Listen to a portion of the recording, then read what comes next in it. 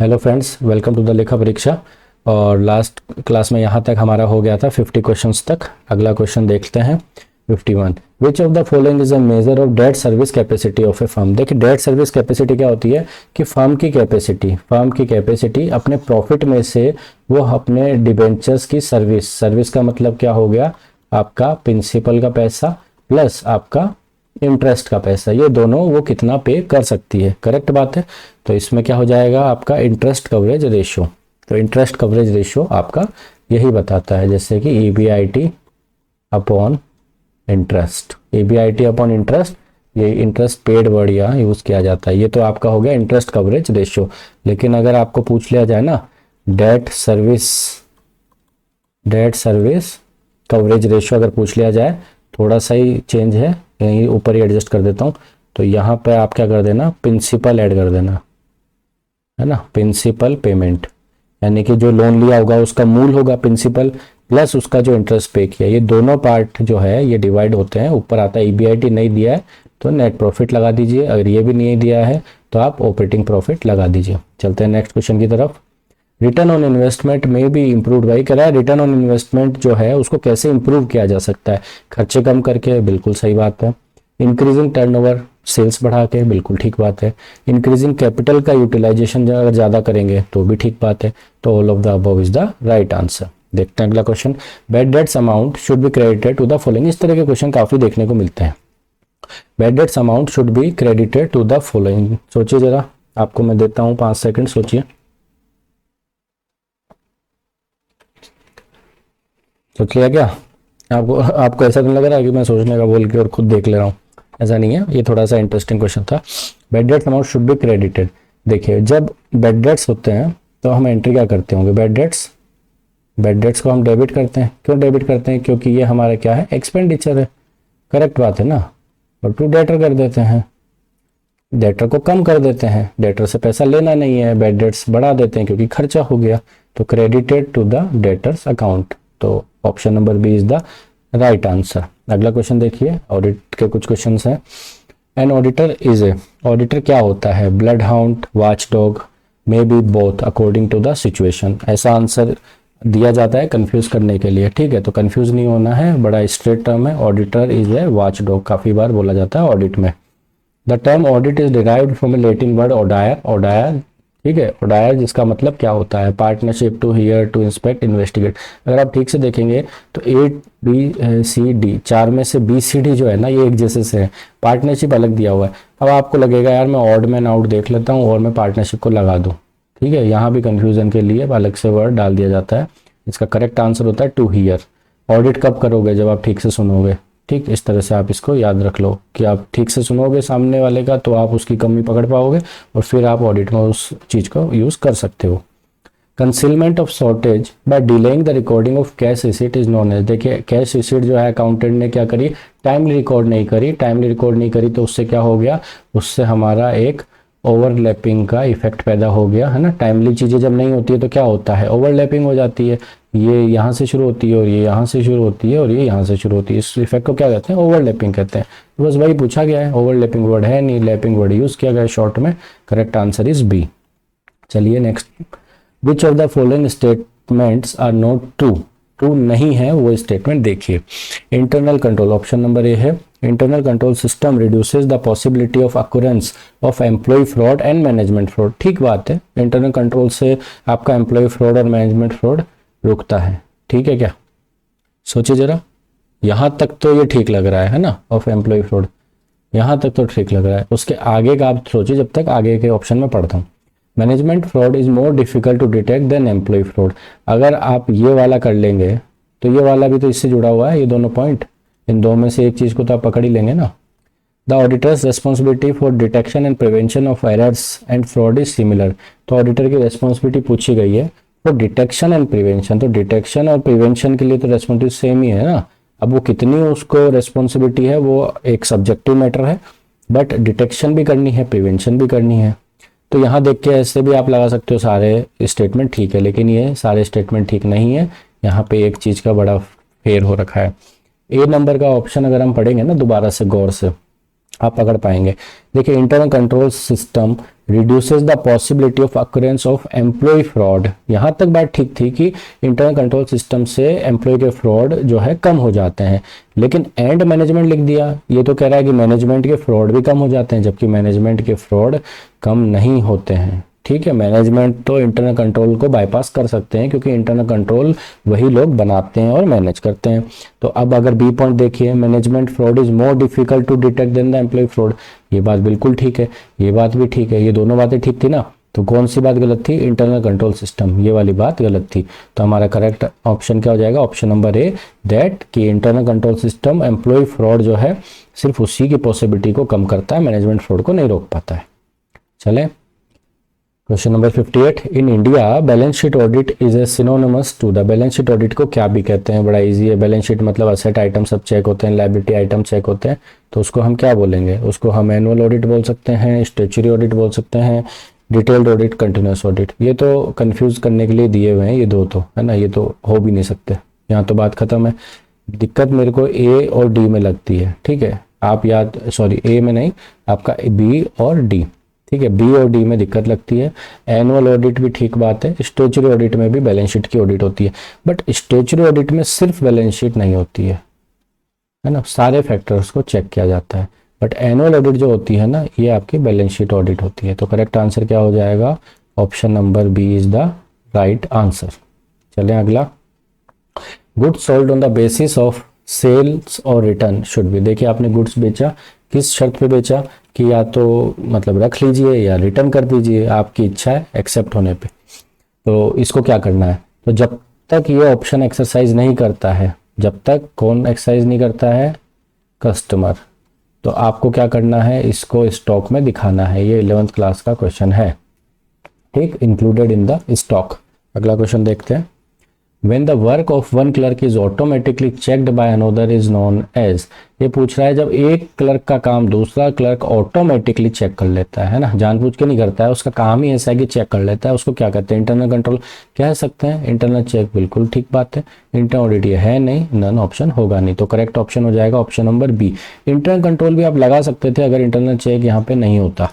क्यों? क्योंकि internal check is the part of internal control, और यहाँ पर सिचुएशन पूछी गई है when the work of check, है ना। तो व्हेन द वर्क, जब इस तरह के सिचुएशनल क्वेश्चन है तो वहां पर सिचुएशन का ही आंसर देना है। That situation is called internal check.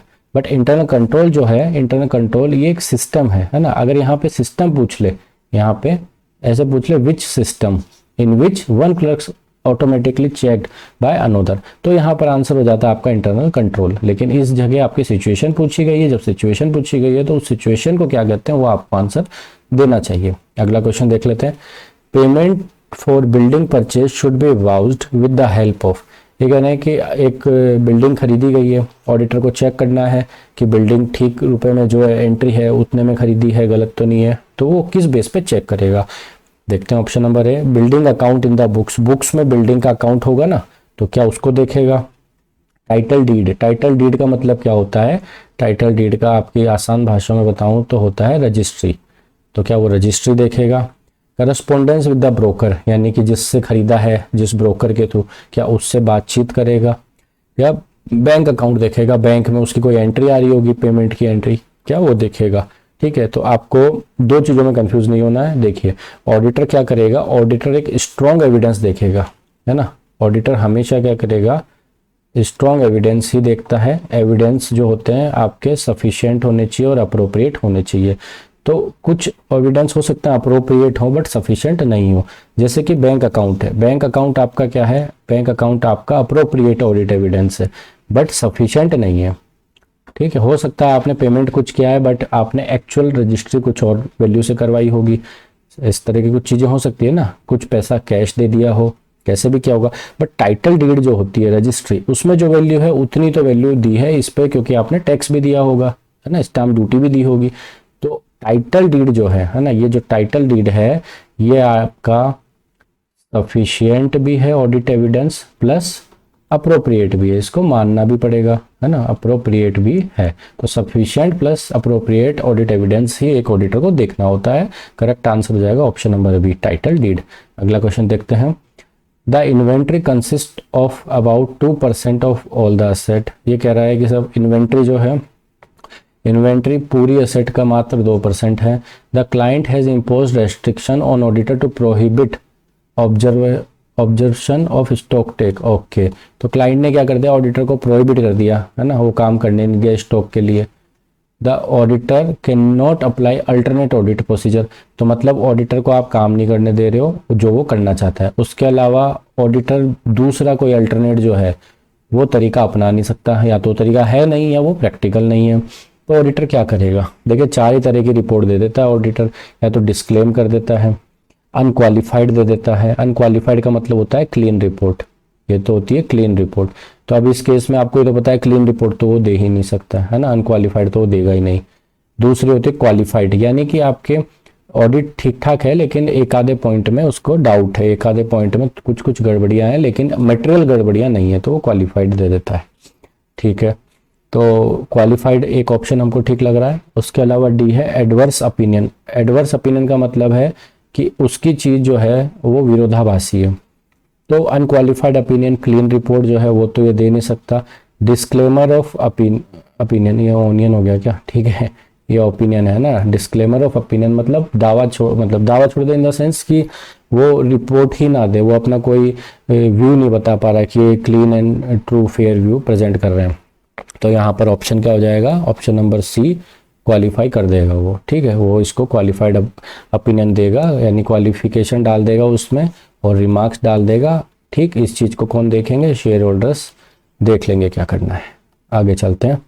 In the case of self return the auditor should examine which of the following document. ये कह रहा है कि सेल रिटर्न के केस में ऑडिटर को क्या एग्जामिन करना। देखिए जब सेल रिटर्न होती है तो उसमें क्या बनता है, क्रेडिट नोट बनता है। मैंने आपको बताया था क्रेडिट डेबिट नोट में डिफरेंस कराए थे कि जब आप परचेज रिटर्न करते हो जब तो बनाते हो आप डेबिट नोट, ठीक, और जब सेल रिटर्न करते हो तो क्या बनाते हो, क्रेडिट नोट। बनाते क्या हो, बेसिकली आपको डेबिट नोट आता है सामने से, आप क्रेडिट नोट इशू कर देते हो। तो क्रेडिट नोट होना चाहिए हमारे आंसर में। देखते हैं कहाँ कहाँ है जी क्रेडिट नोट, यहाँ है क्या, नहीं है। एक तो यहाँ क्रेडिट नोट है और ये डेबिट है, ये भी नहीं है। फिर ये डी में क्रेडिट नोट है, तो 2 ऑप्शन में तो क्रेडिट नोट आया। तो फिर और आगे चलते हैं। और दे रखा है inspection report and inward return notes, ठीक है। और डी ऑप्शन है, वहाँ दे रखा है advice notes and inward return notes. तो ये इनवार्ड रिटर्न नोट्स ये तो कॉमन है और ये भी कॉमन है। अब आपको डिसीजन लेना है, देखिए मैं तरीका बता रहा हूँ आपको किस तरह से आपको ऑड मैन आउट करना होता है। तो ये 2 में ही बस आपको डिसीजन लेना है, बाकी ये चीज़ें तो कॉमन हो गई। तो इंस्पेक्शन रिपोर्ट क्या होती है, इंस्पेक्शन रिपोर्ट अगर आपने मेरा जैम का वीडियो देखा होगा ना, जैम में मैंने बताया था, नॉर्मल प्रोसीजर बताया था कि परचेज के बाद क्या होता है, उसका इंस्पेक्शन होता है ना। इंस्पेक्शन करने के बाद जब ये फाइनल अप्रूवल हो जाती है तभी हम लोग उसके पेमेंट के लिए लायबल होते हैं, अदरवाइज हम क्या कर देते हैं, हम रिटर्न कर देते हैं। ये मैंने जेम में प्रोसेस बताई थी, प्रोसेस जनरल है, वो सब जगह ही फॉलो होती है। तो जब इंस्पेक्शन करोगे तभी तो ना आपको पता चलेगा कि माल खराब है, और जब माल खराब है तभी तो आप सेल रिटर्न करोगे। तो सेल रिटर्न को चेक करना है तो ऑडिटर को क्रेडिट नोट भी देखने चाहिए, और क्रेडिट नोट के साथ आपको क्या इंस्पेक्शन रिपोर्ट देखनी चाहिए, इनवार्ड रिटर्न नोट्स देखने चाहिए। Option number B is the right answer. चलते हैं नेक्स्ट क्वेश्चन की तरफ।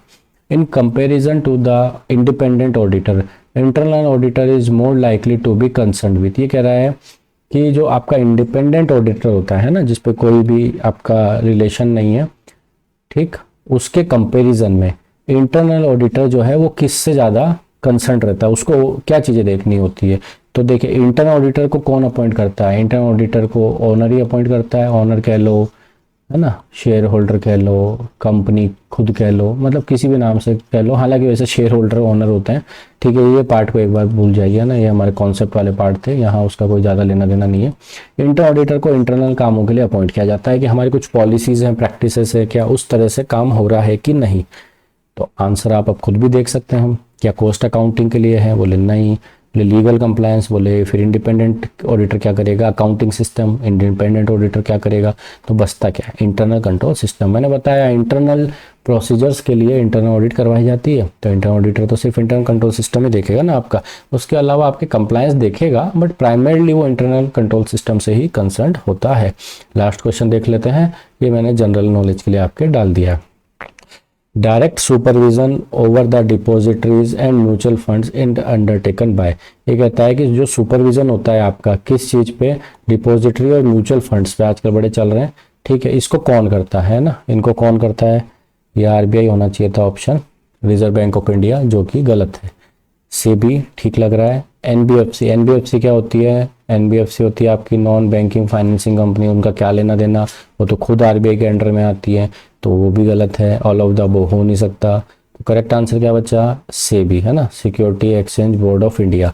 तो सेबी जो है वो क्या निगरानी रखता है, वो निगरानी रखता है डिपॉजिटरीज और म्यूचुअल फंड्स पे, ठीक है। क्या निगरानी रखता है वो नहीं पूछा जा रहा, कौन रखता है वो पूछा जा रहा है। इस तरह का एक आधा क्वेश्चन ऐसा घुस जाता है एग्जाम के अंदर, जो कि आपके सिलेबस में भी नहीं होता है, बट एक्सपेक्ट किया जाता है कि आप इस लेवल ऑफ पोस्ट पे इसकी नॉलेज रखते होंगे, ठीक है। ये हमारे 65 जो मोस्ट इंपॉर्टेंट क्वेश्चन थे हमारे, है ना, मोस्ट इंपॉर्टेंट क्वेश्चन के एमसीक्यू थे विद रिवीजन टाइप में मैंने आपको कराया, थोड़े थोड़े बेसिक में आपको समझाया भी हूँ, रिवीजन टाइप भी कुछ करवाया हूँ।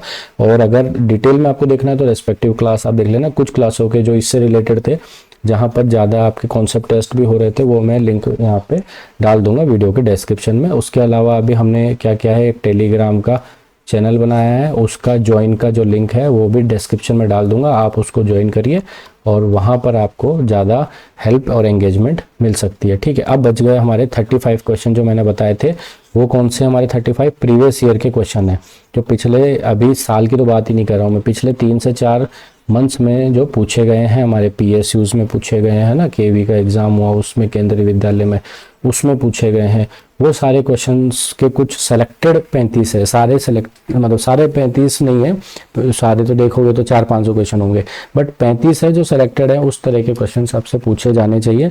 तो वो जो है हम नेक्स्ट वीडियो में उसको कवर करेंगे, ठीक है। अगर ये आपको अब यूज़फुल लगती है तो शेयर करिए इसको और चैनल को सब्सक्राइब करिए, ताकि हमारा मोटिवेशन इस तरह से बना रहे। मिलते हैं हम नेक्स्ट वीडियो में।